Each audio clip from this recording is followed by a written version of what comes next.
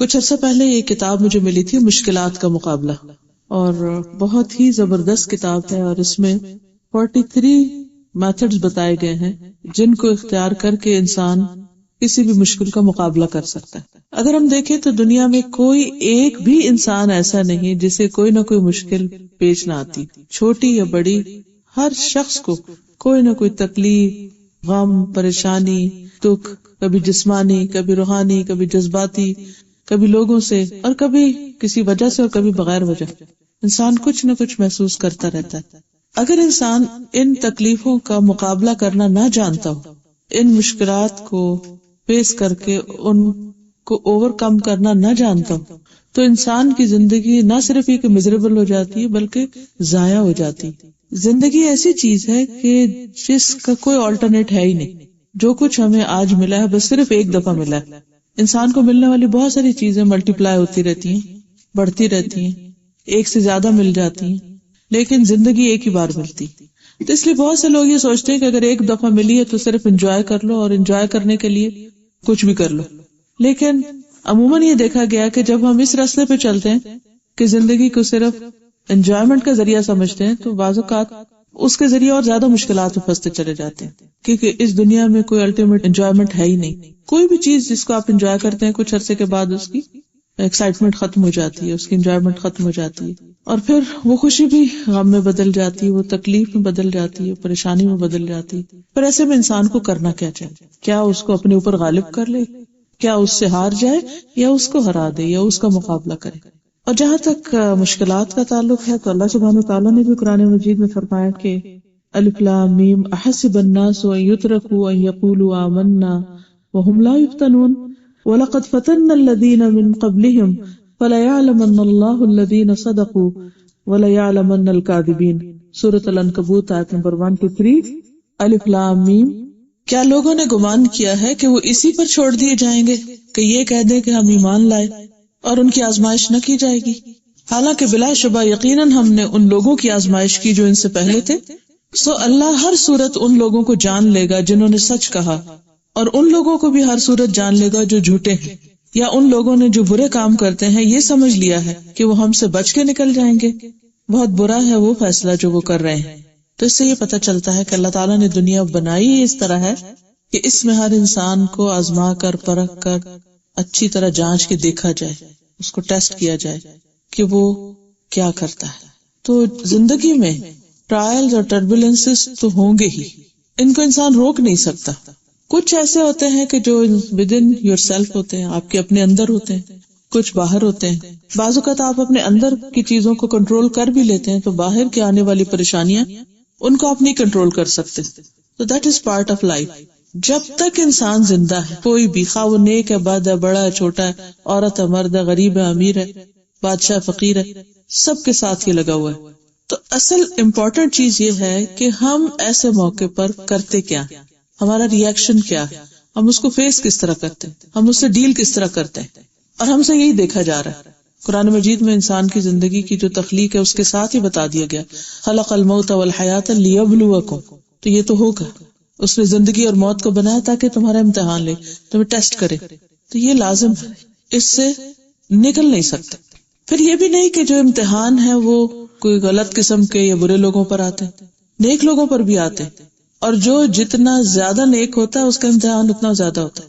حدیث میں آتا ہے اشد الناس بلاء الانبیاء ثم الامثل فالامثل، لوگوں میں سب سے زیادہ سخت آزمائش انبیاء کی ہوتی ہے۔ حالانکہ اللہ کے کتنے محبوب ہوتے ہیں، کتنے پیارے ہوتے ہیں، اور سارے انبیاء سے خود نبی صلی اللہ علیہ وسلم جو ہیں وہ سب سے زیادہ اللہ کے محبوب ہیں، اور سب سے زیادہ اگر کسی پہ تکلیفیں آئی ہیں تو آپ پر آئی ہیں۔ بیماری بھی دوسرے لوگوں کے مقابلے میں دگنی، اور بھوک بھی، اور پیاس بھی، اور آزمائشیں بھی، اور مسلسل پوری زندگی ایک جدوجہد۔ اس لیے اگر کوئی انسان اس چیز کی تلاش میں رہتا ہے کہ اسے مکمل کمفرٹ مل جائے تو پاسبل نہیں ہے، ہو نہیں سکتا، کیونکہ اگر ایسا ہوتا تو اللہ تعالیٰ اپنے سب سے زیادہ پیارے حبیب محمد صلی اللہ علیہ وسلم کے لیے ہر چیز کو سب سے زیادہ آسان کر دیتے۔ تو ہم سمجھتے ہیں کہ شاید زندگیوں میں بہت کمفرٹ کا ہونا یا آسانیوں کا ہونا بہت خوش قسمتی کی علامت ہے یا ہمارے بہت فائدے کی چیز ہے۔ یہ درست سوچ نہیں ہے، کیونکہ انسان جس طرح مشکلات میں سے تب کہ سونا بنتا ہے وہ اس کے بغیر بن ہی نہیں سکتا. کوئی بھی چیز جب تک کسی مشکل سے گزرتی نہیں وہ حکمت، وہ ڈیپتھ، وہ سمجھ اس کو آتی ہی نہیں. یعنی کسی بھی انسان کو وہ سمجھ آتی ہی نہیں جب تک کہ وہ خود کسی ایسی چیز کا تجربہ نہیں کر لیتا. اسی لیے اللہ سبحانہ وتعالی نے اب پیغمبروں کو جو کہ اونچے مقام دینے ہیں اور جنت میں بھی ہائیسٹ رینکس میں ان کو رکھنا ہے، تو وہاں تک پہنچنے کے لیے، اس کو ڈیزرو کرنے کے لیے یا اس کو انجوائے کرنے کے لیے بھی پھر اتنی کیپیسٹی چاہیے. ایک عام انسان جس کی معمولی سمجھ ہوتی ہے اس کے لیے چھوٹی چھوٹی چیزیں بڑی خوشی کی ہوتی ہیں، لیکن جو ذرا سمجھدار ہوتا ہے اس کو ان چیزوں میں کوئی اٹریکشن نہیں ہوتی، اسے کوئی ایکسائٹمنٹ نہیں ہوتی، اس کا لیول تھوڑا اور اوپر ہوتا ہے. جو اس سے زیادہ علم حکمت والا ہوتا ہے اس کا لیول کچھ اور ہوتا ہے. اسی طرح جس کی جتنی عقل، جتنی سمجھ، جتنی میچورٹی، اس کا لیول اتنا ہی زیادہ اوپر ہوتا چلا جاتا ہے. تو اس لیے یہ اللہ سبحانہ وتعالی کا ظلم نہیں ہوتا اپنے بندوں پر، یا ان کے ساتھ کوئی عداوت نہیں ہوتی، یا بندوں کے ساتھ کوئی دشمنی نہیں ہوتی کہ وہ ان کو آزمائشوں میں ڈالتا ہے یا وہ تکلیف میں مبتلا ہوتے ہیں، بلکہ یہ ان کے لیے سراسر عین خیر خواہی کی بات ہوتی ہے. اور جیسے قرآن پاک میں آتا ہے کہ ان مع العسر یسرا، کہ تنگی کے ساتھ ہی آسانی بھی ہے. تو جب تکلیف آئے اس آسانی کی طرف توجہ کا ہو جانا یہ انسان کی سمجھ پر ہے کہ وہ اس کو کس طرح پرسیو کرتا ہے.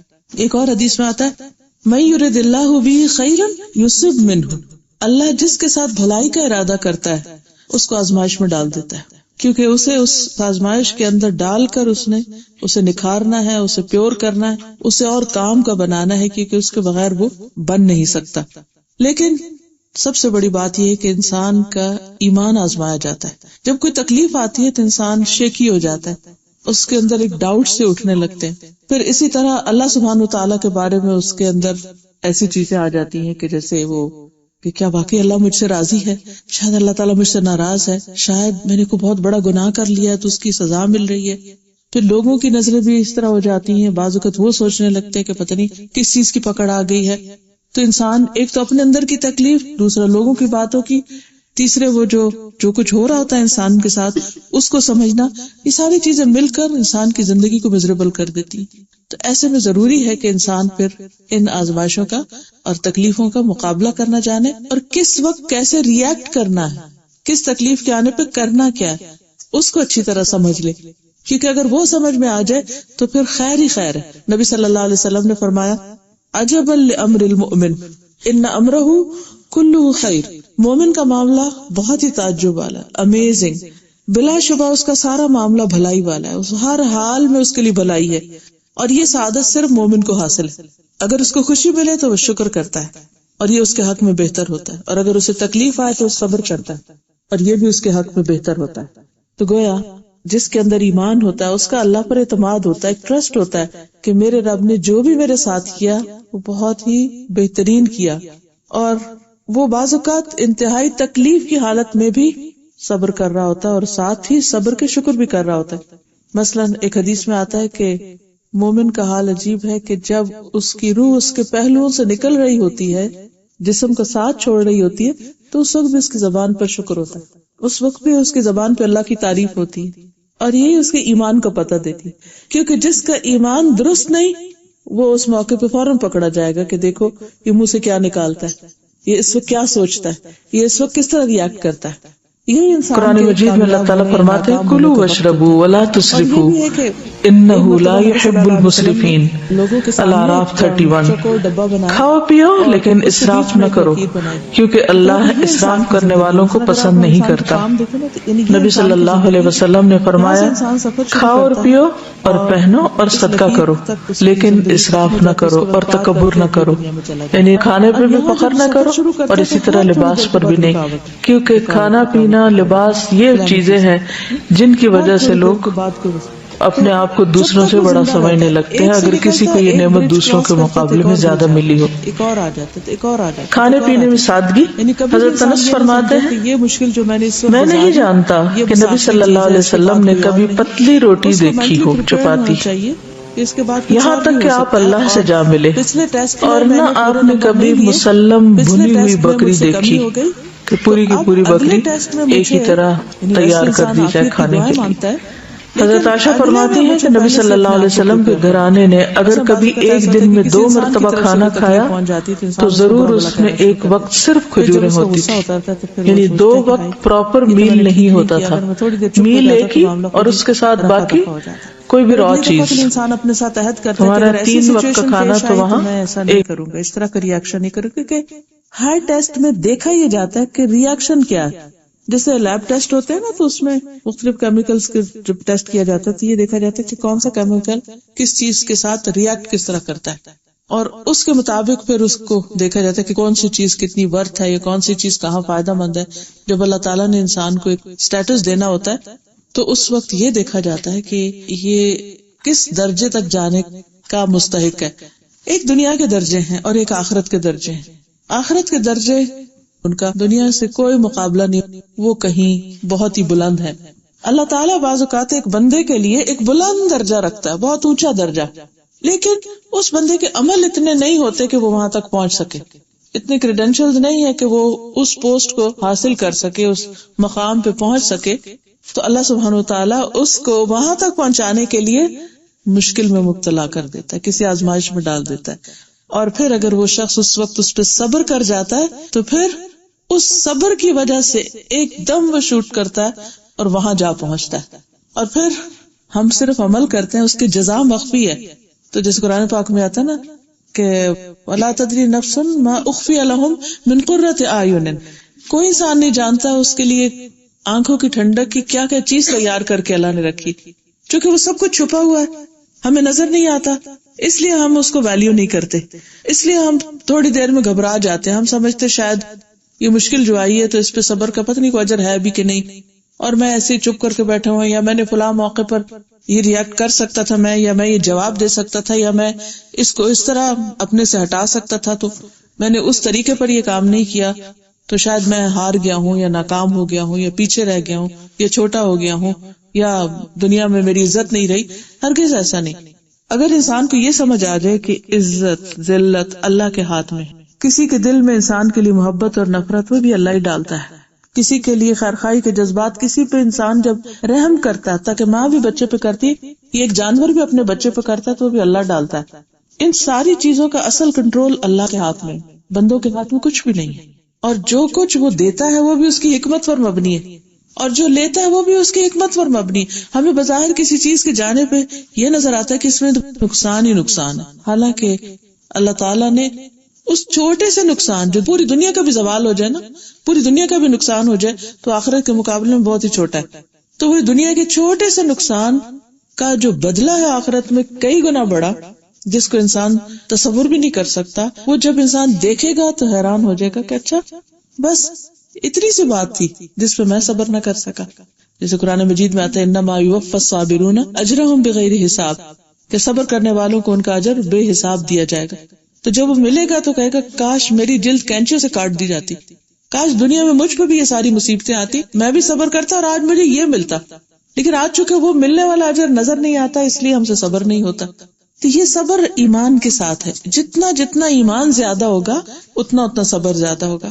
بعض اوقات انسان کہتا ہے کہ ہاں میں صبر کرتا ہوں، لیکن حقیقت میں وہ نہیں کر رہا ہوتا، اور صبر آتا بھی نہیں، کیونکہ صبر اللہ ہی کے دینے سے آتا ہے، اور انسان جتنا اللہ پہ اعتماد کرتا ہے اتنی مقدار میں اس کو ملتا چلا جاتا ہے۔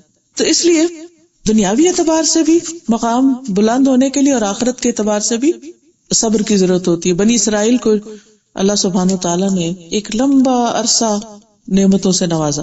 دنیا کی کسی قوم کی تاریخ اتنی پرانی نہیں ہے، یا اتنی ریکارڈڈ نہیں ہے، یا اتنی محفوظ نہیں ہے جتنی بنی اسرائیل کی ہے۔ آپ دیکھیں کہ جو مختلف تہذیبیں دنیا کی تھی، خواہ انڈس ویلی کی ہو، یا موہنجو داڑو کی ہو، یا ٹیکسلا کی ہو، یا ایجپشن سیویلائزیشن ہو، یا اور بہت سی دنیا میں تہذیبیں آئیں، قومیں آئیں گئیں، بڑی طاقتور قومیں بھی تھیں قوم عاد کی طرح، لیکن کسی کے کچھ زیادہ نہ ریمینز ملتے ہیں، نہ کوئی زیادہ ہسٹری ملتی ہے، کچھ نشان آثار موجود ہیں لیکن پتہ نہیں چلتا کہ کون لوگ تھے، کیا کرتے تھے۔ اس کے برعکس اگر آپ بنی اسرائیل کو دیکھیں تو ایکچولی ابراہیم علیہ السلام سے جو ان کی تاریخ شروع ہوتی ہے تو اب تک یہ قوم چلی آ رہی ہے۔ اس قوم کو اللہ سبحانہ وتعالیٰ نے دنیاوی اعتبار سے بہت عروج عطا کیا۔ قرآن پاک میں 2 دفعہ آتا ہے یا بنی اسرائیل اذکروا نعمتی التی انعمت علیکم وَأَنِّي فَضَّلْتُكُمْ عَلَى الْعَالَمِينَ، اے بنی اسرائیل میری اس نعمت کو یاد کرو جو میں نے تم کو دی ہے، اور یہ کہ میں نے تمہیں دنیا والوں پر فضیلت عطا کی 2 بار۔ یہ کیا فضیلت تھی؟ یہ فضیلت یہ تھی کہ موسیٰ علیہ السلام سے لے کر، موسیٰ علیہ السلام نے جب ان کو فرعون سے نجات دلائی تھی، یوسف علیہ السلام کے زمانے میں لوگ مصر گئے، پھر وہاں سے جب نکلے تو اس وقت سے لے کے عیسیٰ علیہ السلام تک تقریباً 1400 سال بنتے ہیں۔ ان 1400 سالوں میں مسلسل ان کے اندر انبیاء رہے۔ ہمارے پاس نبی صلی اللہ علیہ وسلم تقریباً 22 سال صرف رہے، ان کے پاس 1400 سال کے وقفے میں ایک دن بھی خالی نہیں تھا کہ جس میں ان کے پاس آسمان سے وحی کا سلسلہ نہ ہو۔ یہ تھی وہ فضیلت جو انہیں دنیا کی ساری قوموں پر عطا کی گئی۔ لیکن ان نعمتوں کو پا کر ان کا جو ریاکشن تھا یا ان کا جو جواب تھا یا ان کی جو اطاعت اور فرما برداری کا لیول تھا وہ درست نہیں تھا۔ ہاں جہاں جہاں جن حصوں میں تھا وہاں اللہ نے ان کو امامت بھی عطا کی، ان میں انبیاء کے علاوہ ملوک بھی بھیجے۔ تو اللہ تعالیٰ سورۃ السجدہ میں فرماتے ہیں وَجَعَلْنَا مِنْهُمْ أَئِمَّةً يَهْدُونَ بِأَمْرِنَا لَمَّا صَبَرُوا وَكَانُوا بِآيَاتِنَا يُوقِنُونَ، اور ہم نے ان میں سے کئی پیشوا بنائے جو ہمارے حکم سے ہدایت دیتے تھے جب انہوں نے صبر کیا اور وہ ہماری آیات پر یقین کیا کرتے۔ تو اس سے ہی پتہ چلتا ہے کہ کسی بھی کام کے کرنے کے لیے انسان کو، خواہ وہ دنیا کا ہو یا دین کا ہو، خواہ تبلیغ ہو یا ٹیچنگ ہو یا کسی اور پیشے سے آپ منسلک ہو، ان سارے کاموں کو کرنے کے لیے سخت محنت اور صبر چاہیے۔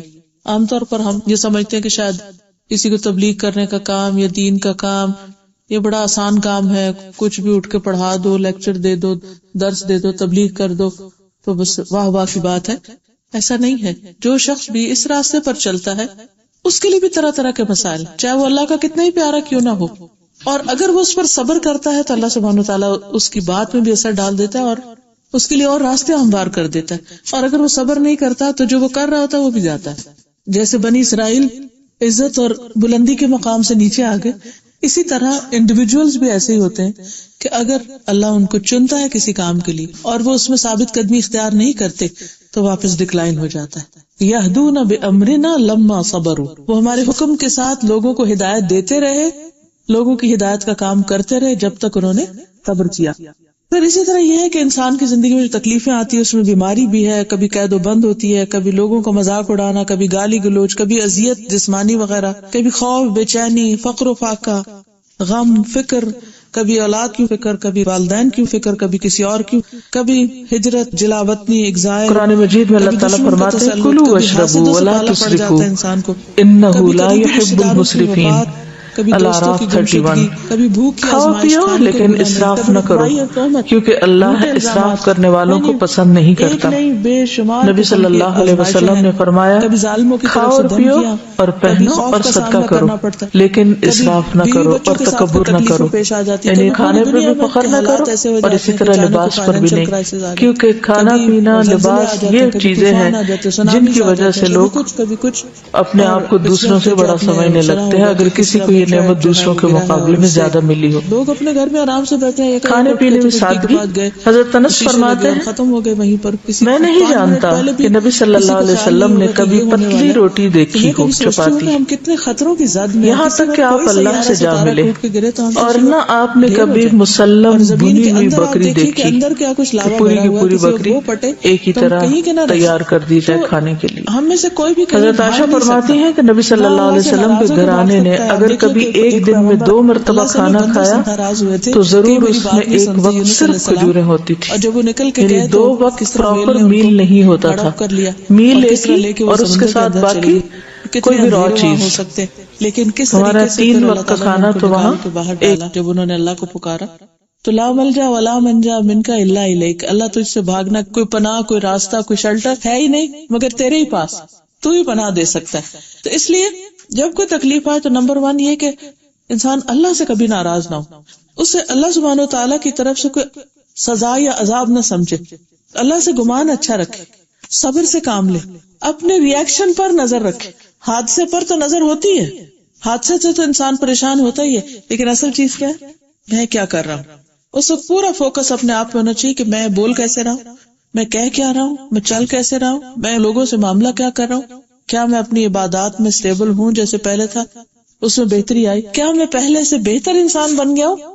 یا پہلے سے بھی گیا گزرا ہوں کہ میں نے اپنا ایمان ہی ستیہ ناش کر دیا, پوری زندگی بھر کی محنت کی ہوئی 2 لفظ اللہ کے خلاف ناراضگی کے بول کے سب کچھ صفایا کر دیا. تو ہم اللہ تعالیٰ کے ساتھ معاملہ کیا کرتے ہیں؟ اسی طرح کرتے ہیں جیسے کسی ڈیلر کے ساتھ کر رہے ہوتے کہ میں نے دعا کی تھی اور آپ نے میری دعا نہیں سنی, لہٰذا میری آپ کے ساتھ ڈیلرشپ کینسل, اب میں آپ کے ساتھ کوئی معاملہ نہیں کروں گا, میں نہیں نماز پڑھوں گا آئندہ, کیونکہ آپ نے تو وہ میں نے کہا تھا فلاں میرا کام کرتے, آپ نے نہیں کیا تو اب بس ختم میری اور آپ کی. نہیں, یہ معاملہ اللہ کے ساتھ نہیں کیا جا سکتا, کیونکہ اللہ سبحانہ وتعالیٰ کا ہر فیصلہ حکمت پر مبنی ہے. وہ اپنے بندوں پہ ظلم نہیں کرتا, وہ اپنے بندوں کا برا نہیں چاہتا, وہ اپنے بندوں سے 70 ماؤں سے بڑھ کے پیار کرتا. کیونکہ ماں کا پیار کیسا ہوتا ہے, وہ صرف پیمپر نہیں کر رہی ہوتی کہ جو بچہ کہے وہ مانتی چلی جائے. ایسی ماں بے وقوف ہے کہ جو بچے کی ہر بات مان لے.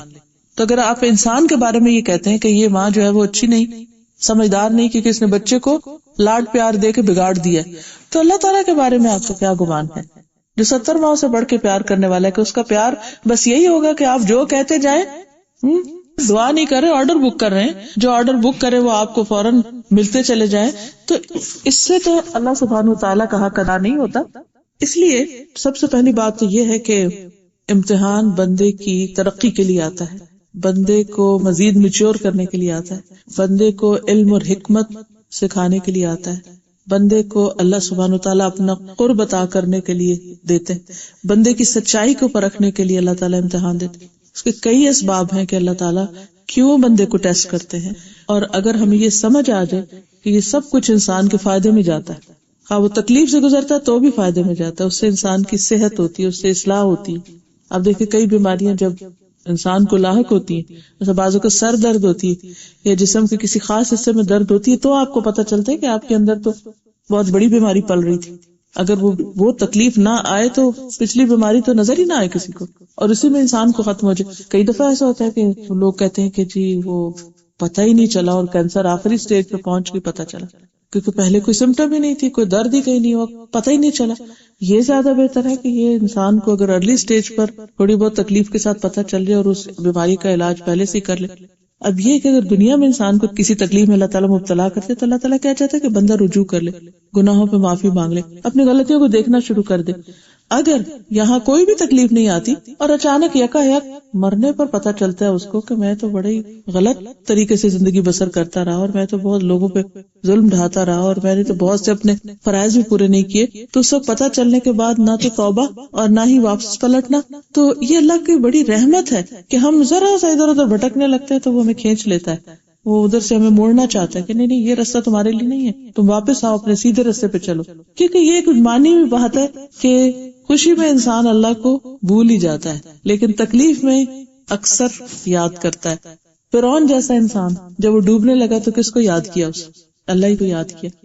وہ بھی عمل کے اندر ہی آ جاتا ہے نا, صبر بھی عمل کا ایک حصہ ہی ہے, ٹھیک ہے نا. یعنی عمل کے مختلف طریقے ہیں نا. کچھ ہمارے عمل ہوتے ہیں جو صرف ہم اپنی ذات میں کرتے رہتے ہیں, کچھ عمل ایسے ہوتے ہیں کہ جو ہم عبادت کی شکل میں کرتے ہیں, کچھ بندوں کی مدد کر کے کرتے ہیں, کچھ عمل ایسے ہوتے ہیں جو ہم نہ عبادت اس وقت کر رہے ہوتے ہیں نہ کسی کی خدمت کر رہے ہوتے ہیں, صرف اپنی زبان کو کنٹرول کر رہے ہوتے ہیں یا صرف اپنی کسی تکلیف کے اوپر واویلا نہیں کرتے. ایک ہوتے ہیں ایسے عمل کہ جن کو کر کے آپ انجوائے کر رہے ہوتے ہیں, مثلا آپ ذکر کریں تو قرآن پڑھیں تو آپ کو ایک خاص روحانیت ہوتی, لیکن اگر آپ کو جسم میں کوئی تکلیف ہے تو اس وقت آپ کو روحانیت نہیں حاصل ہو رہی ہوتی, بے چینی اور اضطراب ہوتا ہے, یا کوئی غم یا کوئی صدمہ یا کوئی خوف یا کوئی اور چیز. تو اس وقت جب آپ زبان سے کوئی ایسی بات نہیں نکالتے جو اللہ کو ناراض کرے, جی اس صبر کا اجر مل رہا. یعنی صدقہ, خیرات, زکوٰۃ, نماز, روزہ, حج, یہ ساری چیزیں اعمال ہیں, ان سب سے اجر بڑھتے ہیں, لیکن تیزی سے اجر بڑھتا ہے تکلیف آنے پر پازیٹیو ریاکشن یا صبر کرنے سے. ہم سب اپنی نمازوں کی ذرا دیکھ لیں کہ ہمیں ہر وقت جلدی ہوتی ہے نماز کی, اللہ کو کم ہی یاد کرتے ہیں, بس جلدی جلدی سجدے کر کے, کبھی وہ بھی نہیں, اس میں بھی لوگ سستی کر جاتے ہیں, کبھی سویرے نہیں اٹھے, کبھی دن کو بھول گئے, کبھی ادھر کر لیا کبھی ادھر کر لیا. اللہ نے پیدا ہمیں اپنی عبادت کے لیے کیا تھا اور ہم وہی نہیں کر رہے. جب کسی کو کسی خاص کام کے لیے بھیجا جاتا ہے اور وہ نہ کرے تو کون اس سے خوش ہوتا ہے؟ آپ اپنے سرونٹ کو ہی دیکھیں, اگر کوئی کام آپ اس کو دیتے ہیں کبھی یہ کر کے آؤ, ایک استاد اپنے شاگرد کو کہتا ہے کہ یہ کر کے آؤ, نہیں کرتا تو کہاں سے نمبر دے گا اس کو؟ تو یہ اللہ تعالیٰ نے ہمیں صاف صاف بتا دیا کہ عبادت کے لیے پیدا کیا, اور جب بندہ نہیں کرتا تو پھر ظاہر اللہ تعالیٰ پھر بھی بندے سے پیار کرتا ہے، بھائی ادھر تو اس کی توجہ نہیں جا رہی، میں کسی اور طرح اس کو اس مقام پہ پہنچاؤں، پھر وہ ٹیسٹ میں ڈالتا ہے، پھر ادھر سے پھر ادھر سے. تو ٹیسٹ کبھی تو اللہ تعالیٰ کی ناراضگی بھی ہوتے ہے، لیکن اٹس ناٹ آلویز ناراضگی. کبھی اللہ سبحانہ وتعالیٰ انسان کی اصلاح کے لیے، انسان کے درجوں کی بلندی کے لیے اس کو امتحان دیتے. اور ایک اور چیز یہ یاد رکھنی چاہیے کہ یہ سب کچھ اللہ کے اذن سے ہوتا ہے، اور اللہ تعالیٰ کسی بندے پر ظلم نہیں کرتا، اور یہ اللہ تعالیٰ کا ایک مسلسل اٹل قانون ہے. I mean it's a universal thing کہ ہر کوئی اس میں آزمایا جائے گا. اس میں کہتے ہیں کہ 8 چیزیں انسان پر گزرتی ہیں: خوشی، غمی، ملاپ، جدائی، تنگی، آسانی، بیماری اور تندرستی. انسان ان میں سے کسی نہ کسی ایک کیفیت میں ہوتا ہے، یا ایک میں یا دوسری میں، ایک میں یا دوسری میں. پھر یہ ہے کہ ہمارا چونکہ تقدیر پر بھی ایمان ہے، تو اللہ سبحانہ وتعالیٰ نے ہر انسان کے ساتھ الگ معاملہ کیا. کبھی اگر آپ غور کریں تو 2 انسانوں کے ساتھ بھی معاملہ ایک جیسا نہیں ہے. کسی کو اولاد دی ہے، کسی کو نہیں دی، کسی کو دے کے لے لی، کسی کو کسی طرح. کوئی جسمانی طور پہ بہت صحت مند ہے تو ذہنی طور پہ اتنا نہیں عقل مند. کوئی ذہنی طور پہ بہت اسمارٹ ہے لیکن فزیکلی ویک ہے. کوئی بہت خوبصورت ہے لیکن دولت نہیں اس کے پاس. کسی بہت دولت ہے لیکن حسن نہیں. ہر ایک کے اندر کسی نہ کسی چیز کی کمی رکھ دی ہے. اور پھر جب انسان ان سب چیزوں سے گزرتا ہے تو دراصل اس کے ساتھ اللہ سبحانہ وتعالیٰ کا معاملہ دوسرے سے مختلف ہوتا ہے. تو اس میں ایک چیز ہمیں یہ کرنی چاہیے کہ جب کبھی کوئی خاص تکلیف ہم پہ آئے نا، تو ہم لوگوں کے ساتھ خود کو کمپیئر نہ کریں کہ دیکھو فلاں تو اتنے عیش کر رہا ہے، اس کو تو کوئی. قرآن مجید میں اللہ تعالیٰ فرماتے ہیں کلوا واشربوا ولا تسرفوا انہ لا يحب المسرفین. الاعراف 31. کھاؤ پیو لیکن اسراف نہ کرو کیونکہ اللہ اسراف کرنے والوں کو پسند نہیں کرتا. نبی صلی اللہ علیہ وسلم نے فرمایا کھاؤ اور پیو اور پہنو اور صدقہ کرو لیکن اسراف نہ کرو اور تکبر نہ کرو. یعنی کھانے پہ بھی فخر نہ کرو اور اسی طرح لباس پر بھی نہیں، کیونکہ کھانا پینا لباس یہ چیزیں ہیں جن کی وجہ سے لوگ اپنے آپ کو دوسروں سے بڑا سمجھنے لگتے ہیں اگر کسی کو یہ نعمت دوسروں کے مقابلے میں زیادہ ملی ہو. اور ویسے ہم خود بھی بعض اوقات ریئلائز کھانے پینے میں سادگی. حضرت انس فرماتے ہیں شکر ہے وہ میں نہیں جانتا کہ نبی صلی اللہ علیہ وسلم نے کبھی پتلی روٹی دیکھی ہو چپاتی، یہاں تک کہ آپ اللہ سے جا ملے، اور نہ آپ نے کبھی مسلم بھنی ہوئی بکری دیکھی کہ پوری کی پوری بکری ایک ہی طرح تیار کر دی جائے کھانے کے لیے. حضرت عائشہ فرماتی ہے کہ نبی صلی اللہ علیہ وسلم کے گھرانے نے اگر کبھی ایک دن میں 2 مرتبہ کھانا کھایا تو ضرور اس میں ایک وقت صرف کھجوریں ہوتی تھی. یعنی 2 وقت پراپر میل نہیں ہوتا تھا، میل ایک ہی اور اس کے ساتھ باقی کوئی بھی را چیز. تو بچوں نے صاحب کا ہمارا 3 وقت کا کھانا تو وہاں ایئر آؤٹ. کہتے کہ بیوی تو جو کر رہی تھی، بچے کا یہ جواب مجھ سے برداشت ہی نہیں ہوا کہ ایسے بھی سفید خون ہوتے ہیں کہ جن کے لیے ساری زندگی میں نے کمایا اور جن کو اتنا کچھ دیا، یعنی اتنی بھی مدد کرنے کو تیار نہیں. میں نے ان سے کیا مانگا؟ صرف یہی کہ بھی اپنی ماں کو کہو کہ میرے ساتھ اچھا سلوک کرے، لیکن وہ نہ ماں کے نہ میرے. تو ایک حقیقت ہے، دنیا میں بہت دفعہ ایسا ہوتا ہے کہ انسان کو جن سے توقع ہوتی ہے وہ توقعات پوری نہیں ہوتی. پھر یہ کہ اللہ سبحانہ تعالیٰ نے قرآن پاک میں بار بار وہ یہ بتا دی کہ وَلَا يَظْلِمُ رَبُّكَ أَحَدًا، اللہ کسی پہ ظلم نہیں کرتا. تو بندے کو یہ نہیں کہنا چاہیے کسی بھی تکلیف کی اللہ یہ تو نے مجھے بڑا ظلم کیا ہے، نعوذ باللہ. پھر اسی طرح یہ کہ وَمَا رَبُّكَ بِظَلَّامٍ لِّلْعَبِيدِ.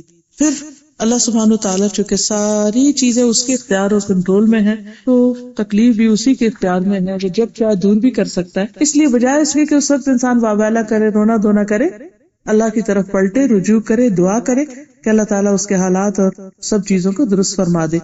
پھر یہ ہے کہ ہم سب گناہگار ہیں، ہم سب سے غلطیاں ہوتی ہیں. تو یہ جو تکلیفیں ہوتی ہیں یہ ہماری غلطیوں کا کفارہ بھی ہو جاتی ہیں اور اس سے ہمیں ایک بہتر انسان بننے کا موقع ملتا ہے. جیسے جسمانی طور پر ہم نہا دھو کے صاف ستھرے ہو جاتے تو روح پہ جو داغ دھبے گناہوں کے لگتے ہیں وہ کسی نہانے دھونے سے صاف نہیں ہوتے. بعض اوقات ٹھیک ہے ہم قرآن پڑھتے ہیں، ذکر کرتے ہیں تو ہمارے دلوں کی صفائی ہوتی ہے، لیکن بعض صفائیاں ایسی ہوتی ہیں کہ جو اوپر سے ہلکی پھلکی ڈسٹنگ سے ہو جاتی، اور کچھ صفائیوں کے لیے بلیچ بھی کرنا پڑتا ہے اور کچھ میں کھرچا کھرچی بھی ہوتی ہے اور ڈیتھ میں جانا پڑتا ہے. تو اس لیے اللہ تعالیٰ چاہتے ہیں کہ قیامت کے دن جب انسان اللہ کے حضور حاضر ہو تو بالکل نہایا دھویا صاف ستھرا.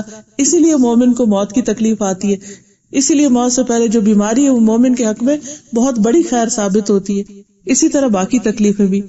نبی صلی اللہ علیہ وسلم نے فرمایا کہ مومن کی مثال اس نرم و نازک کھیتی کی طرح ہے جس کو ہوا جھکاتی اور مائل کرتی رہتی ہے، اسی طرح مومن کو آزمائش آتی رہتی ہے اور اسے اللہ کے سامنے جھکاتی رہتی ہے۔ اور منافق کی مثال صنوبر کے درخت کی ہے جو اس وقت تک نہیں ہلتا نہ جھکتا جب تک اس کے کٹنے کا وقت نہیں آ جاتا۔ وہ پورا اکھڑ کے گر جائے گا مگر جھکے گا نہیں، لیکن مومن جو ہوتا ہے نا اس کے اندر لچک ہوتی ہے، جب تکلیف آتی ہے تو اللہ کی طرف آتا ہے، نمازیں پڑھتا ہے، صدقہ خیرات کرتا ہے، روتا ہے اللہ کے آگے اور اللہ کے اور قریب ہو جاتا ہے۔ تو آزمائش ہوتی ہے وہ مومن کو مزید اللہ سبحانہ وتعالیٰ کے قریب کرتی رہتی ہے۔ پھر یہ ہے کہ انسان کے اوپر جو تکلیف آ جائے تو یا ماضی میں جو گزر چکی ہے ان کو بار بار نہیں کریدنا چاہیے اور اس پہ غم نہیں منانا چاہیے، کیونکہ اللہ سبحانہ وتعالیٰ نے یہ تکلیفیں اس لیے نہیں دی تھی کہ انسان ان میں گھرا رہے اور انہی کو سوچتا رہے۔ نہ ماضی ہمارے ہاتھ میں جو ہو چکا سو ہو چکا، نہ مستقبل ہمارے ہاتھ میں ہے۔ ہم اس وقت جو ہیں اصل میں ہماری زندگی یہ چند لمحے، ان لمحوں کو انسان بہتر سوچ کے ساتھ، پازیٹیو تھنکنگ کے ساتھ گزارے، نہ کہ اگلے پچھلی باتیں جو ہیں ان پر حزن اور غم کا شکار ہو۔ اسی لیے ہر نماز کے بعد ہمیں دعا مانگنے کو سکھایا گیا کہ اللہم انی اعوذ بک من الہم والحزن، اللہ میں تیری پناہ میں آتی ہوں ہم اور حزن سے۔ یہ دو چیزیں انسان کو بیکار کر دیتی، تو خوب دعا کرنی چاہیے کہ اللہ جو ہو چکی ہیں چیزیں وہ ہمارے دل سے مٹا دے، بلا دے، تاکہ جو ہمارے پاس وقت ہے اسے کسی بیٹر پروڈکٹیو کام میں گزار سکے۔ پھر اسی طرح یہ کہ اللہ نے جو تم پر مصیبت نازل کی ہے اس کے متعلق تم اللہ سے راضی رہو، یعنی کہ اللہ کے بارے میں پھر ہماری تھنکنگ جو ہے وہ پازیٹیو رہنی چاہیے۔ پھر اسی طرح بعض اوقات انسان زندگی میں کچھ حاصل کرنا چاہتا ہے، وہ نہیں حاصل کر سکتا، انسان سمجھتا ہے کہ اس کا سب کچھ ختم ہو گیا، حالانکہ اگر وہ چیز مل جائے انسان کو تو اس کے لیے اور بڑا فتنہ اور مصیبت بنے۔ پھر اسی طرح یہ ہے کہ کوئی بھی مصیبت ہمیشہ کے لیے نہیں ہوتی، ہر مصیبت کے اندر اللہ نے ایسی صلاحیت رکھی ہے کہ آتی ہے اور پھر آہستہ آہستہ اس کا اثر کم ہو جاتا ہے۔ جیسے پانی بوائلنگ ڈگری پہ پہنچتا ہے، بوائل ہوتا ہے، اور اگر آپ اس کو چھوڑ دیں تو تھوڑی دیر کے بعد اس کی گرمی یا شدت یا حدت جو ہے وہ کم ہونے لگتی۔ تو خود انسان کے اندر اللہ تعالیٰ نے ایسی چیزیں رکھی ہیں کہ انسان کی جو اندر کی حدت یا تکلیف یا گرمی یا غم یا غصہ ہے وہ وقت کے ساتھ ساتھ کم ہوتا چلا جاتا ہے۔ پھر انسان کو ہمیشہ یاد رکھنا چاہیے کہ ہم اکیلے نہیں ہیں جو اس مصیبت میں، تو جب انسان اپنے سے زیادہ بڑی مصیبتوں والوں کو دیکھتا ہے تو اس کا غم ہلکا ہو جاتا ہے۔ پھر اسی طرح انسان کو یہ یاد رکھنا چاہیے کہ اس مصیبت میں مبتلا ہونا میرے لیے زیادہ بہتر ہے بنسبت نہ ہونے کے۔ قرآن پاک میں آتا ہے وَعَسَىٰ أَن تَكْرَهُوا شَيْئًا وَيَجْعَلَ اللَّهُ فِيهِ خَيْرًا كَثِيرًا، ہو سکتا ہے ایک چیز تمہیں سخت ناپسند ہو اور اللہ تعالیٰ اسی کے اندر تمہارے لیے بہت بڑی بھلائی رکھی ہو۔ پھر یہ ہے کہ کبھی بھی انسان جب تکلیف آئے تو یہ سوچے کہ جو مجھ سے اچھے لوگ ہیں ان پر بھی تکلیف آتی ہے، میں تو اتنی اچھی بھی نہیں۔ انبیاء، اولیاء، بزرگان دین وغیرہ کو یاد کرے کہ ان کی واقعات پڑھے، صحابہ کی کہانیاں پڑھے، انبیاء کے قصے پڑھے، ان کے اوپر جو جو کچھ گزرا۔ آپ دیکھیں کہ ایک ایک پیغمبر آدم علیہ السلام سے لے کر محمد صلی اللہ علیہ وسلم تک جتنے بھی قرآن پاک میں واقعات، ان میں سے کون سا پیغمبر ایسے جس کی آزمائش نہ ہوئی ہو؟ داؤد اور سلیمان علیہ السلام جن کی اتنی عالی شان حکومتیں تھیں لیکن ان کو بھی اللہ نے آزمایا، اور دونوں کی آزمائش کا ذکر قرآن پاک میں آتا ہے۔ لیکن ان سب لوگوں میں فرق کیا ہے؟ ان سب لوگوں پہ جب آزمائش آئی تو وہ خبردار ہو گئے، چوکنے ہو گئے اور اللہ کے قریب ہو گئے۔ تو تکلیف تو آنی ہے۔ اب ہمارے پاس دو میں سے ایک چوائس ہے، یا تو ہم اللہ کو ناراض کر لیں اور یا ہم اللہ تعالیٰ کو راضی کر لیں۔ تو وہ پھر ہمارا اپنا فیصلہ ہے، جو ہم چوز کریں گے، جو اللہ کی رضا پہ راضی ہوگا اللہ اس کو راضی کر دے گا، اور جو راضی نہیں ہوگا اللہ بھی اس سے ناراض ہو جائے گا۔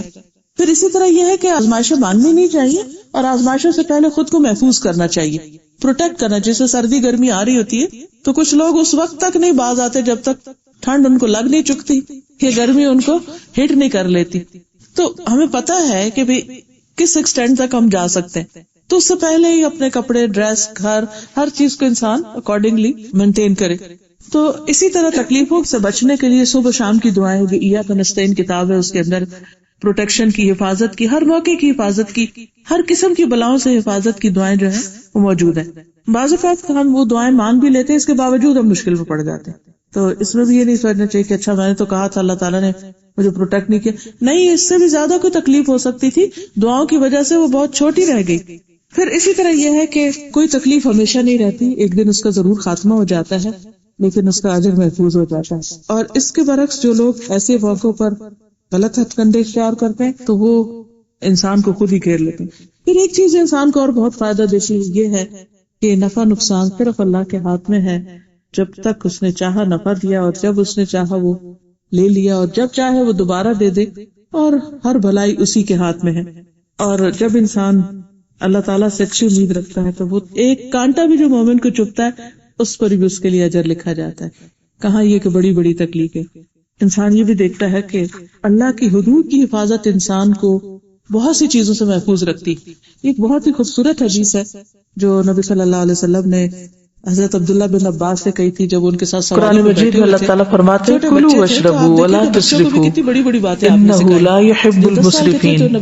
الاعراف 31. کھاؤ پیو لیکن اسراف نہ کرو کیونکہ اللہ اسراف کرنے والوں کو پسند نہیں کرتا.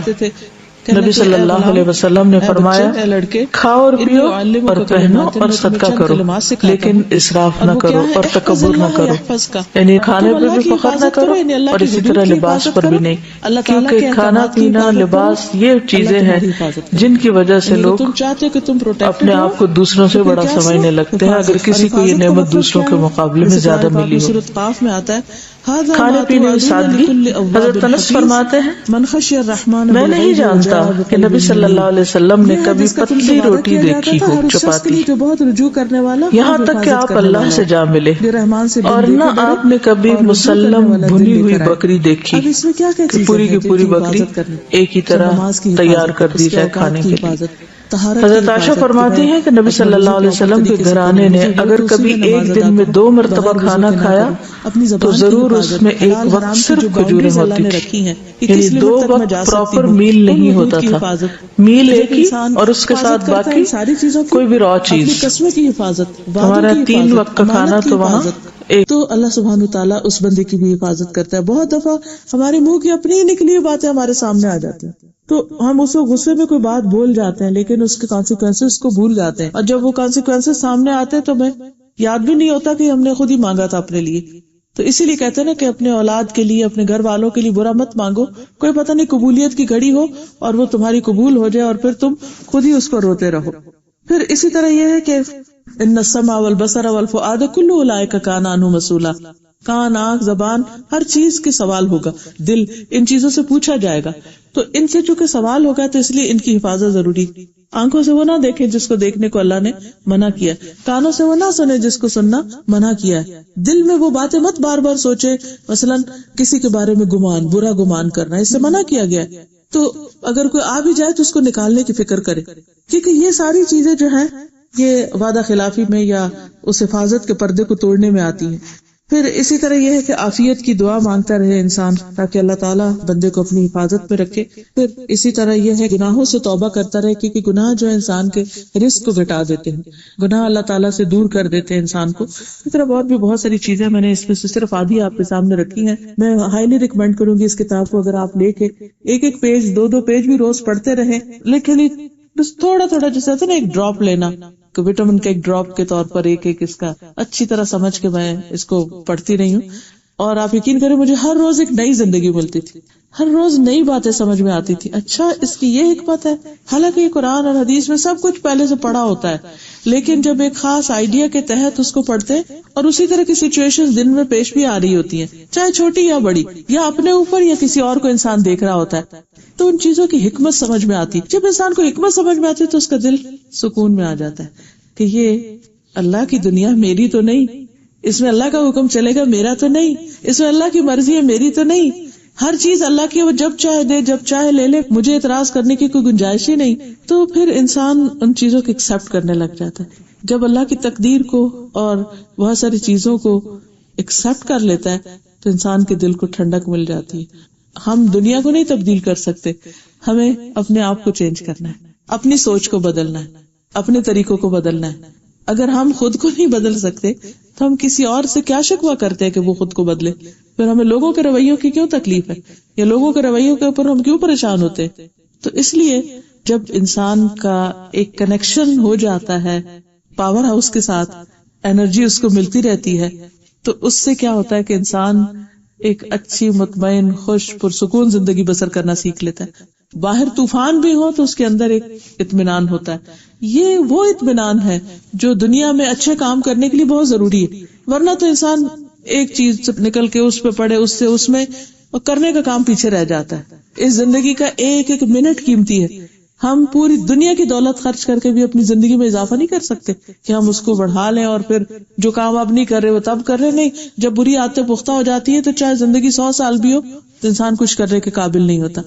اس لیے بہت ضروری ہے کہ ہم خود ایک پرو ایکٹیو اپروچ کے تحت ایسی کتابوں کا مطالعہ کریں اور ان سے کانسٹنٹلی اور ریگولر بیسس پر علم میں اضافہ کرتے رہیں تاکہ ہم دنیا میں بہتر طور پہ جی سکیں. کیونکہ جتنی اللہ نے زندگی رکھی ہے وہ تو جینا ہی ہے نا، چاہے کوئی ایسی بیماریاں ساتھ یا ایسے غم ہیں یا صدمے ہیں، لیکن جینا تو ہے. تو ایک یہ ہے کہ ہم اپنے آپ کو تکلیف دے کے جیئیں اور اللہ کی ناراضگی میں جیئیں اور اجر اس پر کچھ نہ ہو رہا. ایک یہ ہے کہ ہم اللہ کے فیصلوں کو قبول کر کے ایک بہتر طور پر جیئیں اور زندگی میں کچھ کر جائیں. اللہ ہمیں کرنے کا حوصلہ، توفیق اور سمجھ اور راستہ دکھائے تاکہ ہم جب اللہ سے ملے تو واقعی ہم اس حال میں ملے کہ ہم نے ملنے والی نعمتوں پر شکر ادا کیا ہوا. اور شکر ادا کرنے کا بہترین طریقہ ہے اس کو بیسٹ پاسبل وے میں استعمال کیا ہو. وآخر دعوانا الحمدللہ رب العالمین. اگر کوئی بات ہو، یہ سوال ہو تو آپ کر سکتے ہیں. یہ کتاب ہے مشکلات کا مقابلہ کیسے کریں. بیسیکلی کتاب عربی کی تھی جس کا اردو ترجمہ، اور عربی کا جو رائٹر ہے شاید عامر محمد ہے. مکتبہ بیت السلام ہے ریاض میں اور لاہور میں انہوں نے چھاپی ہے.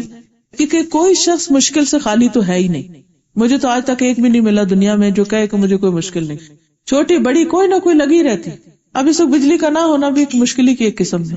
تو ایک یہ کہ وقت کوستے ہوئے گزارے، پریشان رہ کے گزارے، اور ایک یہ کہ انجوائے کریں جیسے پہلے کر رہے تھے. کوئی نہیں، تھوڑی دیر کی بات ہے، ابھی پھر آ جائے گی.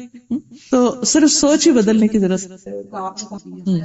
ہاں، صبر جو ہوتا ہے وہ اصل میں ہمیں اس قابل بناتا ہے کہ ہم حکمتیں سمجھ سکیں.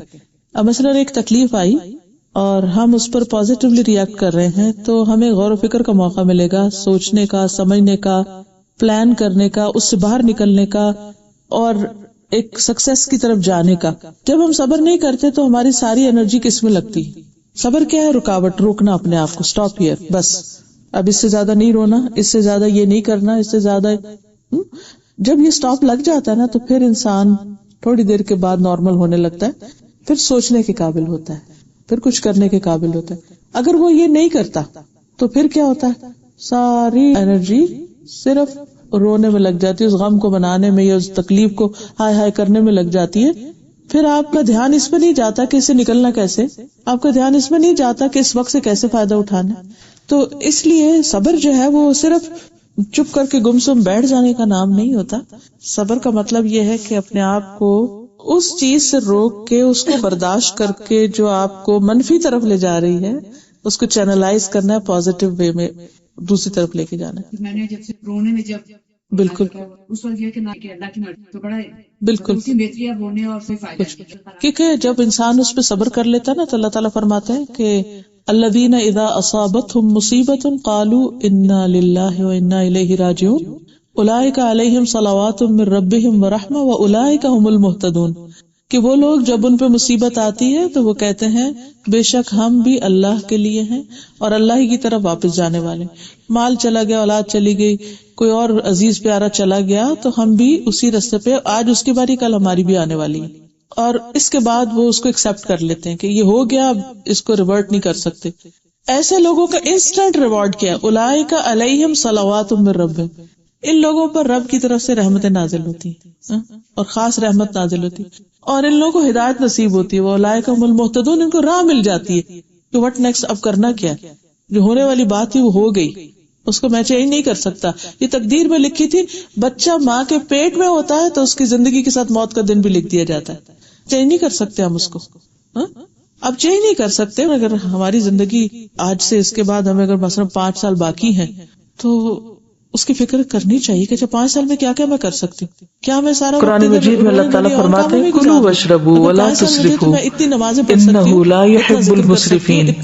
الاعراف 31۔ لوگوں کے کام آ کھاؤ پیو لیکن اسراف نہ کرو کیونکہ اللہ اسراف کرنے والوں کو پسند نہیں کرتا۔ 5 سال کی نبی صلی اللہ علیہ وسلم نے فرمایا کھاؤ اور پیو اور پہنو اور صدقہ کرو لیکن اسراف نہ کرو اور تکبر نہ کرو، یعنی کھانے پہ بھی فخر نہ کرو اور اسی طرح لباس پر بھی نہیں، کیونکہ کھانا پینا لباس یہ چیزیں ہیں جن کی وجہ سے لوگ اپنے آپ کو دوسروں سے بڑا سمجھنے لگتے ہیں اگر کسی کو یہ نعمت دوسروں کے مقابلے میں زیادہ ملی ہو۔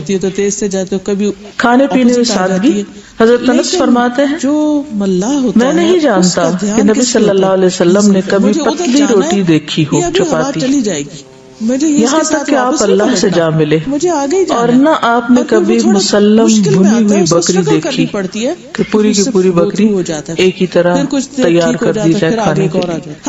حضرت عائشہ فرماتی ہے کہ نبی صلی اللہ علیہ وسلم کے گھرانے نے اگر کبھی ایک دن میں 2 مرتبہ کھانا کھایا تو ضرور اس میں ایک وقت صرف کھجوریں ہوتی تھی، یعنی 2 وقت پراپر میل نہیں ہوتا تھا، میل ایک ہی اور اس کے ساتھ باقی کوئی بھی را چیز۔ صرف لپ سروس نہیں کہ ہمارا 3 وقت کا کھانا تو وہاں سب لوگ اب اچھا کہہ رہے ہیں کسی کو تو ہم بھی اچھا ہی کہہ دیں، وہ دیکھا ہی جائے گا اس کے اندر کیا ہے، how you make other person feel about you. یہ ہمارا سب سے سخت ٹیسٹ ہے۔ ہمارے والد تھے تو وہ اکثر جب ہم چھوٹے تھے کہتے تھے بندوں کے حقوق ادا کرنا سب سے مشکل کام ہے، ساری زندگی بھی بندہ لگا رہے تو بندوں کے حقوق ادا نہیں ہوتے۔ وہ کہتی تھی کہ کیا مشکل ہے، یعنی جتنی چھوٹی سی سمجھ تھی تو وہ کہتی اس میں کیا مشکل ہے، ہمارا اس وقت کس کو حق دینا ہوتا تھا، نہ ماں باپ کی سننی پوری نہ کسی اور کی۔ تو پھر کچھ دن ہوتے تو پھر یہ کہتے کہ بندوں کے حقوق ایسے ہیں ساری زندگی بھی 2 تو نہیں پورے ہوتے۔ پھر میں کہا اچھا، اب جب ہوش آئی تو واقعی سمجھ آئی کہ آپ ایک انسان کے ساتھ ساری زندگی احسان کریں اور کسی ایک دفعہ آپ سے بھول ہو جائے یا غفلت ہو جائے یا کچھ، تو جو آپ کو رسپانس ملتا ہے، جو ریئیکشن ملتے ہیں آپ کو، یا جس طرح وہ ٹریٹ کرتے ہیں آپ کو، آپ دنگ رہ جاتے ہیں اور ٹوٹ کے پارا پارا ہو جاتے ہیں کہ یہ کیا۔ اس وقت اگر انسان کا اللہ کے ساتھ کنیکشن ہوتا ہے تو ایسے موقع پر بڑی آسانی سے سنبھل جاتا ہے کہ میں نے آج تک جو بھی کیا تمہارے ساتھ، بندے میں نے اللہ کے لیے کیا تھا، تمہارے لیے تو کیا ہی نہیں تھا، شکر ہے تمہارے لیے نہیں کیا، اللہ کے لیے کرتی رہی، چاہے قریب ترین رشتے بھی ہوں۔ بعض اوقات اپنی ماں کی بات ایسی چپ جاتی ہے کہ انسان کہتا ہے کہ اچھا ماں تو ایسی چیز ہے جس سے مجھے توقع ہے کہ وہ کبھی میرا دل نہیں توڑے گی۔ باپ سے انسان کو اتنی محبت ہوتی ہے لیکن کبھی باپ کی طرف سے ایسی بات سن لیتا ہے کہ انسان کہتا ہے میرا دنیا میں کوئی نہیں، اور حقیقت یہی ہے کہ اللہ ہی سب کچھ ہے۔ اور اس میں سوچتی ہے کہ جیسے انبیاء پہ بڑی بڑی آزمائشیں آئی نا، تو ابراہیم علیہ السلام کا میں پڑھ رہی تھی کہ جب ان کو باپ اور ساری قوم نے مل کے آگ میں ڈالنا چاہا تو جس وقت پھینکے جا رہے تھے تو راستے میں جبریل آ گئے، میں آپ کے لیے کیا کر سکتا ہوں؟ تو انہوں نے کہا حسبی اللہ و نعم الوکیل، میرے لیے اللہ کافی ہے اور بہترین کارساز ہے۔ اس جملے کی وجہ سے، اس بول کی وجہ سے، اور یہ یعنی جب ان کو پھینکا جا رہا تھا، اس پھینکنے اور آگ میں پڑنے کے بیچ کی بات ہے، کتنے سیکنڈ ہوں گے، لمحے، حسبی اللہ و نعم الوکیل۔ تو اللہ نے اس آگ کو حکم دیا کہ تم اس کے لیے آگ نہیں رہنا، ٹھنڈی ہو جاؤ، اور ابراہیم پر سلامتی۔ اتنا بڑا توکل، میں سوچتی ہوں اگر میں اس جگہ ہوتی تو میں کیا کہتے، جبریل پکڑ لو مجھے، پکڑ لو پکڑ لو، گرنے نہ دینا۔ یہ کیسے آتا ہے؟ یہ ان کے اندر اتنا بڑا ایمان کہاں سے آیا؟ وہ آزمائشوں سے آیا نا۔ جب باپ ان لوگوں میں شامل ہو گیا جو لکڑیاں ڈھو کے لا رہے تھے کہ جلانا ہے اس کو، آپ سوچئے کہ اگر آپ کو ان ہستیوں کی طرف سے جب ایسی چوٹیں ملتی ہیں، انسانوں کی پنچنگ کی بات ہو رہی ہے کہ جن کے اوپر آپ کو بڑا مان ہوتا ہے، جن سے ہمارا کوئی تعلق نہیں، وہ کچھ بھی کہتے تو ہم کہتے ہیں ایسے ہی، اس کو کیا پتا، ان کی نہیں ہرٹ ہوتی اتنی، لیکن جو جان بوجھ کر ہرٹ کرتے ہیں بہت تکلیف دہ ہوتا ہے۔ تو اس وقت انسان پھر کیسے ہرٹ نہیں ہوتا، اس کا کیا نسخہ ہے؟ وہ یہی ہے کہ حسبی اللہ ہو۔ اصل بات یہ ہے کہ اجر بھی اس پہ ہی ہے۔ حقیقت اگر انسان دیکھے تو انسان دنیا میں آیا بھی تنہا ہے اور اس نے جانا بھی تنہا ہے۔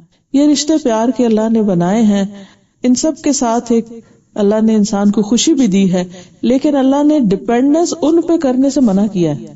ڈپینڈنس اللہ پر ہی ہونی چاہیے، توکل اسی پر ہونا چاہیے، اور بندوں کے ساتھ کچھ بھی کرے اتنا خالص ہو کے کہ ایک پائی کی بھی توقع نہ ہو کہ یہ میرے لیے کچھ کریں، تو انسان بالکل مطمئن رہتے، کیونکہ جب وہ نہیں کرتے تو پھر انسان کہتے ہیں یہ بیچارے کر بھی کیا سکتے ہیں، کیونکہ کرنے والا تو صرف اللہ ہے۔ تو اس لیے میں سمجھتی ہوں کہ اللہ سبحانہ و تعالیٰ کے ساتھ جو ہمارا ریلیشن شپ ہے اس کو ہم جتنا اسٹرانگ کر سکے، ایمان میں جتنا مضبوط ہو، تو پھر بھی بندوں کی جو تکلیفیں ہیں وہ بھی پھر یہ سوچنا چاہیے. جیسے میرے ساتھ ایسے ہوتا ہے, بہت لوگوں سے ڈیلنگ ہوتی ہے, ہر وقت معاملہ ہوتا ہے, اور ظاہر ہے کہ جب آپ کسی سے ملیں گے تبھی آپ کو تکلیف ہوگی. اگر آپ کسی سے نہیں ملتے تو پھر آپ اپنے خیال میں کچھ باتیں یاد کریں تو الگ بات ہے.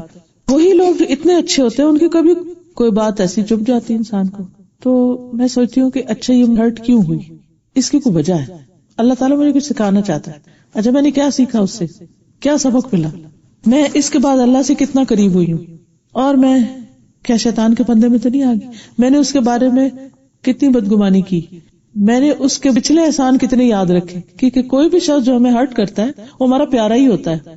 تو جو پیارا ہے وہ ہم سے پیار بھی کرتا ہے, جو پیارا ہے وہ ہماری کیئر بھی کرتا ہے, خیال بھی رکھتا ہے. تو پھر جب ایک تکلیف آتی ہے تو ہم پچھلی کیوں بھول جاتے ہیں ساری. عورتوں کے ساتھ خاص طور پر یہ مسئلہ ہوتا ہے کہ جیسے وہ حدیث میں آتا ہے نا کہ وہ شوہر کو کہتی ہے میں ساری زندگی تم سے کوئی سکھ نہیں پایا. وہ ایک دم ایسے جذبات میں مغلوب ہوتے کہ ہر چیز بھول جاتی. تو پھر میں سوچتی ہوں کہ یہ اللہ تعالیٰ مجھے بندوں کی ڈپینڈنس اور بندوں سے نکال کے اپنا بنانا چاہتا ہے, اور اتنا ہی زیادہ اللہ تعالیٰ کا قرب نصیب ہوتا چلا جاتا ہے. پھر جب کوئی احسان کرتا ہے تو اس پر خوشی بھی بڑی ہوتی ہے کہ اللہ نے اس کے دل میں ہمارے لیے ڈالا اور اس نے کیا, اور اس کا انسان شکر گزار بھی ہوتا ہے. اور اگر کوئی نہیں کرتا تو بھی انسان کو اطمینان رہتا ہے کہ اس بیچارے کے اپنے بس کی بات نہیں ہے. یہ بھی اللہ سے ہی لیتا نا. اگر اللہ نے اس کے دل میں نہیں ڈالا اور اس کے پاس وہ چیز نہیں جو میں اس سے چاہتی ہوں تو کوئی بات نہیں, وہ بھی مجبور ہے نہ صحیح, اللہ کافی ہے مجھے. اور پھر یہ کہ یہ زندگی تو چند دن کی ہے, جب آخرت میں انسان جائے گا تو کہے گا کہ بس ایک صبح کا پہر شام تھا, بس اتنا ہی سا وقت تھا. ابھی تو لمبی لگتی ہے لیکن قیامت کے دن لمبی نہیں ہوگی, سب کچھ گزر جائے گا. اس برے سچویشن کے بعد میں بھی نظر آنی شروع ہوتی ہے, اور آخرت میں تو خوب نظر آ جائے گی پچھلا سارا دیکھ کے. آج ہم سمجھتے ہیں ہم شاید لکی نہیں, لیکن وہاں ہمیں لگے گا ہم سب سے زیادہ خوش قسمت ہیں. سامنے ہماری ایک کیفیت فرق ہو جاتی ہے, کیا کسی طرح پھر تو فرشتے تم سے ہاتھ ملاتے ہیں. اس میں یہ کہ 3-4 چیزیں. ایک ہے کمپنی, جن لوگوں کے ساتھ انسان اٹھتا بیٹھتا ہے, جن لوگوں کے بیچ میں ہوتا ہے, وہ جو کچھ کہتے ہیں وہ ہم پہ اثر ہوتا ہے. تو کچھ رشتے تو ایسے ہوتے ہیں جو آپ کے ساتھ لگ گئے ہیں, ان کو تو آپ نہیں کاٹ سکتے یا ان سے آپ نکل نہیں سکتے, لیکن انسان پھر اپنی چوائس سے بھی اپنی کوئی ایسی کمپنی ضرور رکھے. جیسے آپ کہیں کہ میں اس وجہ سے ایسی محفلوں کو اٹینڈ کرتی رہتی ہوں کہ جس سے میرا یعنی اسٹرانگ ہو رہی, اسٹرینتھ آ رہی ہے, میچورٹی آ رہی ہے. اگر آپ ان سے کٹ جائیں تو ان کے اندر آنے اور نہ آنے میں بہت بڑا فرق ہے. تو ایک تو کمپنی, ماحول. مثلاً سخت سردی بھی پڑی ہو, برف بھی پڑ رہی ہو, تو جب ہم ہیٹر لگے ہوئے کمرے میں آ جاتے ہیں فرق پڑتا ہے نا, کتنا, بہت پڑتا ہے. ایسے جیسے شاید گرم ہی کوئی برف پڑ رہی ہے کیونکہ ہم گرمی میں ہوتے ہیں. تو اس سے بہت بڑا فرق پڑتا ہے کہ ہم کس محفل میں ہیں, کس مجلس میں ہیں, کس ماحول میں ہیں. اس ماحول کو بنانا پڑتا ہے, وہ بنا نہیں ملتا. ہیٹر جلانا پڑے گا, ونڈوز بند کرنی پڑے گی, کارپیٹ بچھانا پڑے گا, چائے لانی پڑے گی, ایک ماحول بناتے ہیں آپ. اسی طرح ایمان کے لیے بھی, ایمان کی تقویت کے لیے بھی ماحول بنانا پڑے گا, اچھے لوگوں میں بیٹھنا پڑے گا, صحبت صالح اختیار کرنی پڑے گی. دوسری چیز ہے کہ انسان روحانی ترقی کے لیے کوشش کرتا رہے, جس میں قرآن کا پڑھنا ہے, تہجد کا پڑھنا ہے, ذکر اذکار کرنے ہیں, اس کے لیے لازمی وقت نکالے. اس سے انسان کی جب روح اسٹرانگ ہوتی ہے تو بہت ساری چیزیں جو ہیں وہ سرفیس پہ آ جاتی ہیں اور ہلکی لگتی. تیسری چیز ہے کہ اپنی عقل اور ذہن اور سمجھ کو پڑھاتا رہے, مختلف چیزیں. قرآن مجید میں اللہ تعالیٰ فرماتے ہیں کلوا واشربوا ولا تسرفوا انہ لا يحب المسرفین. الاعراف 31. کسی بھی ایک دن کھاؤ پیو لیکن اسراف نہ کرو کیونکہ اللہ اسراف کرنے والوں کو پسند نہیں کرتا. نبی صلی اللہ علیہ وسلم نے فرمایا کھاؤ اور پیو اور پہنو اور صدقہ کرو لیکن اسراف نہ کرو اور تکبر نہ کرو, یعنی کھانے پر بھی فخر نہ کرو اور اسی طرح لباس پر بھی نہیں, کیونکہ کھانا پینا لباس یہ چیزیں ہیں جن کی وجہ سے لوگ اپنے آپ کو دوسروں سے بڑا سمجھنے لگتے ہیں, اگر کسی کو یہ نعمت دوسروں کے مقابلے میں زیادہ ملی ہو. ادھر ادھر چلے جاتے ہیں. کھانے پینے میں سادگی. حضرت انس فرماتے ہیں منزل قرآن کی پڑھتے تھے, میں نہیں جانتا کہ نبی صلی اللہ علیہ وسلم نے کبھی پتلی روٹی دیکھی ہو, چپاتی, اگر آپ تھوڑی دیر اپنے آپ کو روک یہاں تک کہ آپ اللہ سے جا ملے, اور نہ آپ نے کبھی مسلم بھنی ہوئی بکری دیکھی کہ پوری کی پوری بکری ایک ہی طرح تیار کر دی جائے کھانے کے لیے. حضرت عائشہ فرماتی ہیں کہ نبی صلی اللہ علیہ وسلم کے گھرانے نے اگر کبھی ایک دن میں 2 مرتبہ کھانا کھایا تو ضرور اس میں ایک وقت صرف کھجوریں ہوتی تھی. یہ ساری یعنی چیزیں 2 ہمارے اوپر وقت اثر پراپر انداز ہوتی میل نہیں بعض ہوتا تھا، اوقات مینٹلی میل ڈسٹرب ایک ہوتے ہی ہیں یا اور ویسے اس کے ڈپریس ساتھ ہوتے ہیں، باقی تو ہماری کوئی بھی باقی اور ساری چیز. روٹین بھی اس کے اندر سک ہونے ہمارا لگتی ہے، وہ 3 بھی وقت کا ڈسٹرب ہو کھانا جاتی تو ہے. وہاں تو ان سب کو بھی کرنے کے لیے اپنی زندگی گزارنے کے جو طریقے ہیں ان کے اوپر بھی غور کرنے کی ضرورت ہے. ہر چیز میں ایک بیلنس جب آتا ہے بعض بات کریگی ماننی پڑتی ہیں بعض باتیں، ان میں پھر وہ سمجھ کہ یہ اوائڈ کر رہے ہیں ہمارے ساتھ اس محفل میں، ان کو ایکسپلین کر دینا چاہیے، سمجھ نہ آئے پھر کیا کریں. بس پھر چھوڑ دینا چاہیے سمجھا کے. ایک دفعہ میں آج ہی کی مثال بتاتی ہوں کہ میں بالکل کلاس کے لیے تیاری کر رہی تھی تو کسی دوسری سٹی سے ہمارے کچھ ریلیٹیوز آ گئے. اب وہ ٹائم اتنا کروشل تھا کہ ادھر 500 لوگ بیٹھے ہیں انتظار کر رہے ہیں کہ میں آ کے ان کو پڑھاؤں، اور اس امانت کا حق یہ ہے کہ میں پڑھ کے جاؤں نہ کہ ایسے اٹھ کے چلی جاؤں. اور ادھر سے یہ لوگ آ گئے تو آئے ہیں، میں ملی ہوں اچھی طرح سب کچھ. بچی کو میں نے کہا کہ تم سرو کرو، اور میں نے ان کو معذرت کی. میں نے کہا اس وقت میں ایک بہت بڑی امانت ہے میرے اوپر، مجھے اسے ادا کرنا، تو آپ بھی میرے ساتھ چلے.